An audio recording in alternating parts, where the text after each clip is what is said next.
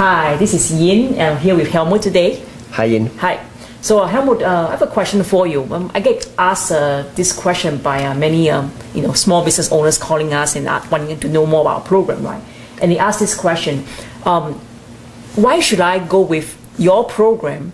Costing this kind of money when I can find other programs out there that are cheaper? Well, maybe a bad answer might be, well, there are Mercedes and there are Hondas, but that's maybe not a good answer. Well, first of all, when people ask me that also too a lot, especially in the past when I was doing selling myself, which I don't do so often anymore now. But one of the answers I say, look, if you had a program, you talk to people, a program which is, so to say, so much cheaper and good in price, and if it made sense, why didn't you buy it? I mean, people should buy it. Again, it's like it boils back to the people who want millions of references and who want this and who want that and who want that, and they want guarantee on top of the guarantee, and they don't know whether we will deliver the guarantee because what about if, well, you keep working till we reach the goal? What about if we never reach it? They come up with millions of reasons why. Well, they're not ready to buy. Not for nothing. I think it was Buddha who said that, or maybe it was Gandhi. It was one of those Indian gurus who says, the teacher will appear when the student is ready. All right. For those people, there is no teacher there yet, maybe. So that's what I tell them. Why didn't you go for it? And of course, like with many other things in life we buy, the purchasing price sometimes may be expensive, but the overall cost of the price might be very, very inexpensive and much cheaper than the cheap program. For instance, if you buy a cheap tire, it may be very cheap, but you have to replace it more often. Right. Or it gives your car accident more easy. Now, what's the price then? And that's just one example. There are many things like that. You know what I'm saying? Right. You buy a very cheap water faucet, but you replace it 4 times as often. So, never mind the hassle you get in between. That's right. Didn't you give a seminar recently in India about the price war, of us, between business owners out there? People aren't undercutting the price. Right. India is I mean, they don't know that they're famous for that, but they just everybody tries to cut the other person's throat, and every salesperson thinks that the only way he can sell it is by going lower in the price. Yeah. So what happened to the results of this competition, price competition? You see, it's like what we tell with our clients. If it's a dentist or restaurant owner and they think they need to cut prices, that's the sure way they will never make money. In fact, it's just not possible. So they need to realize that they got to be telling their clientele, their patients, whatever it may be, and say, look, Mr. Patient, Mr. Client, I don't know how Georgie over there delivers this product so cheaper. I don't know how to do it. I can't do it. I'm not willing to do it.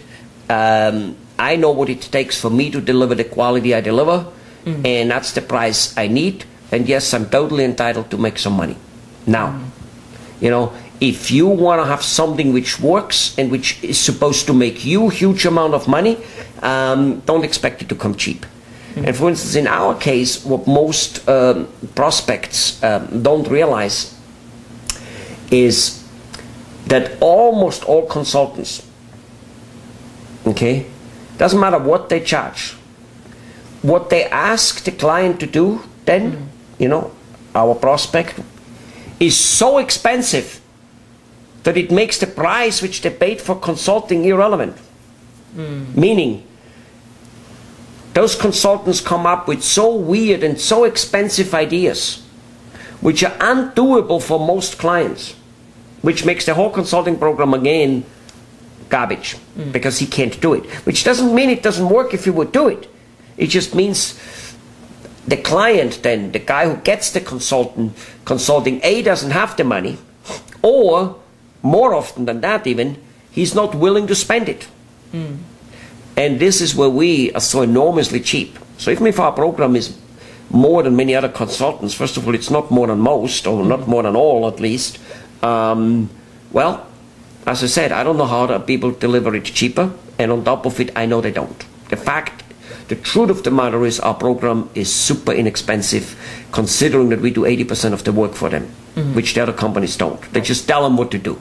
And then the guy does it or doesn't do it. And they wash their hands in saying on it. So anyway, what it costs is what it costs. And that's just all there's to it. And I think you bring up a very good point about how, people use price as a comparison, right? But I do know that, in the end, you do get what you pay for in the end, right? And anything that's about increasing business and about helping a business to grow, right? It doesn't come cheap. It's not cheap. No. Well, personally, I don't necessarily think that in all cases you do get what you pay for. Like, for instance, in our cases, I think you get a lot more than you pay for. Well, and here's the thing. One area where we are very inflexible with what it costs is what it costs. But we are quite flexible, after all, with payment arrangements. We allow that type of stuff, and that alone is worth lots of things. It's like with a house and a car. Most of us could not ever afford one if there wouldn't be banks lending us money for it in some type of affordable payment arrangement. And we do similar things. If a business owner doesn't have the money we charge,